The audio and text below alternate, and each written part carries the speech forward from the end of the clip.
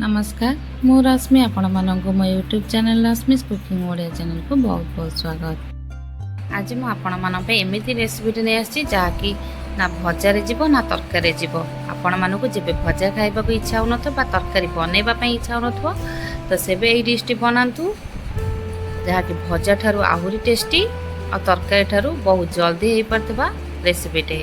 तो आशा करुच्ची आज रेसिपीटी आपण मानक निश्चिंत भाव भल लगे। तो प्लीज़ मो वीडियो टी लाइक करदे और चैनल टी सब्सक्राइब करना चैनल टी सब्सक्राइब करने। वर्तमान चलते वीडियो टी स्टार्ट करवा।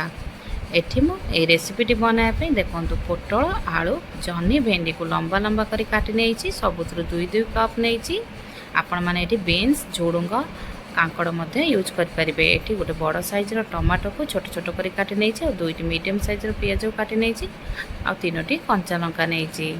बर्तमान चलते गैस उपरे आम गोटे कड़ाई बसईदबा। कड़ाई गरम हो गला मुझे 2 चामच सोरिष तेल नेली। आपण मैंने चाहिए ये रिफाइन तेल यूज करेंगे।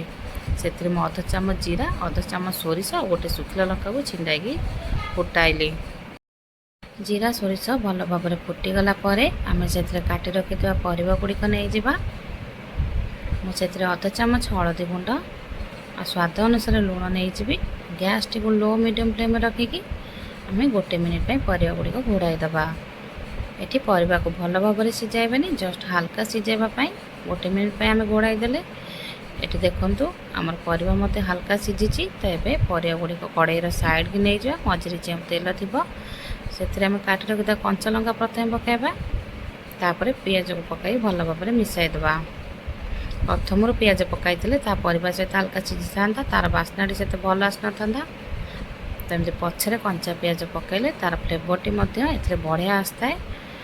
तो सेम प्रोसेस रे आम मझे टमाटो को नहीं जावा 30 सेकेंड एपट सेपट करदे। तापर परिवा सहित मिसाई गैस टी लो मीडियम फ्लेम रखिकी आम 1-2 मिनिट भाजवा।